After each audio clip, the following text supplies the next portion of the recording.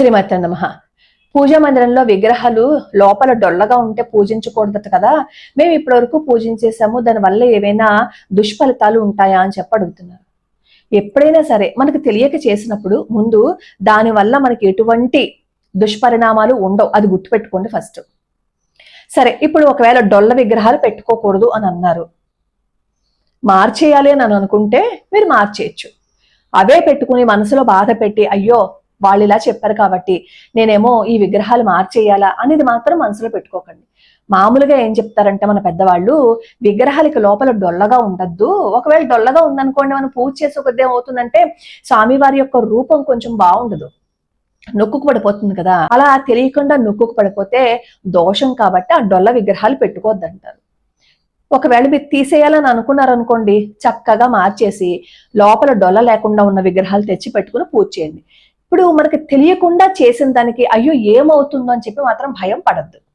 అలాగే నిన్న శివరాత్రికేమో పగలంతా ఉపవాసం ఉండి రాత్రి జాగరణ చేసి ఈ రోజేమో పొద్దున పూజ చేసేసిన తర్వాత స్వామివారికి నివేదన చేసిన ఆ స్వామివారి ప్రసాదాన్ని నైవేద్యంగా తీసుకుని పడుకున్నారట. నేను ఇందాక చూశాను మెయిల్స్, ఫస్ట్ పొద్దున్నే కొంతమంది మెయిల్స్ పెడితే వాళ్ళకి సమాధానం చెప్పాను నేను, కానీ నేను ఇందాక చూసేటప్పటికి ఎన్ని మెయిల్స్ ఉన్నాయో, అమ్మ నిన్నేమో ఉపవాసము జాగరణ చేసినప్పుడు ఈరోజు పడుకోకూడదు కదా, మాకు తెలియక మేము పడుకున్నాం, నేను చేసిందంతా పోతుందా అని ఎవరు చెప్పారని నేను అడిగాను. ఈ సామాజిక మాధ్యమంలో వీడియో వైరల్ అవుతోంది, అసలు పొరపాటును కూడా ఈరోజు పడుకోకూడదుట, పడుకుంటేనేమో ఫలితమే ఉండదుట అని. సరే, ఫలితం ఉందో లేదో పక్కన పెట్టండి, నిన్నంతా ఉపవాసం ఉన్నారు, జాగరణ చేశారు, ఈ రోజు కూడా మీకు సాధ్యమైనంత వరకు ఉన్నారు, తర్వాత ఇంకా మీరు నిద్ర కాపుకోలేకపోయారు, నిద్రపోయారు, ఏం చేయగలరు చెప్పండి. శరీరం సహకరించినంత వరకు మీరు చెయ్యండి. శరీరం సహకరించలేకపోతే శరీరాన్ని బాధ పెట్టేసుకుని మీరు చేయవలసిన అవసరం లేదు. నిన్నంతా మెలకుగా ఉండి ఉపవాసం ఉండి ఈ రోజు కూడా అంతా మెలకుగా ఉన్నవాళ్ళు, మెలకుగా ఉండగలిగిన వాళ్ళు ఉండండి. లేదు అంటే పడుకున్నారు అనుకోండి, కొంపలేమి అంటుకుపోవు. నిన్న మీరు శ్రద్ధగా భక్తిగా చేశారు కదా, భగవంతుని అనుగ్రహం వచ్చేసింది. అయ్యో ఈరోజు మేము పడుకున్నాము, ఆ ఫలితం రాదని మీరు ఎప్పుడూ భయపడద్దు. ఫలితం కోసం ఎప్పుడైనా ఆలోచిస్తే భయము బాధ అనే ఉంటాయి.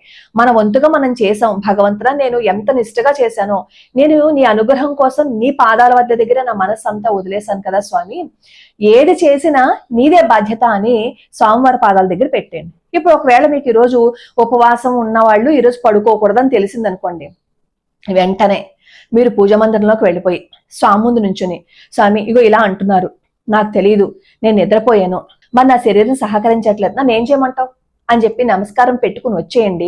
మీకు అసలు కొంచెం కూడా బాధ అనేది ఉండదు. ఎవరైనా ఎప్పుడైనా ఇలాంటి మాటలు చెప్తే వెంటనే మీరు పూజా గదిలోకి వెళ్ళిపోయి ముందు భగవంతుడితో చెప్పడం నేర్చుకోండి.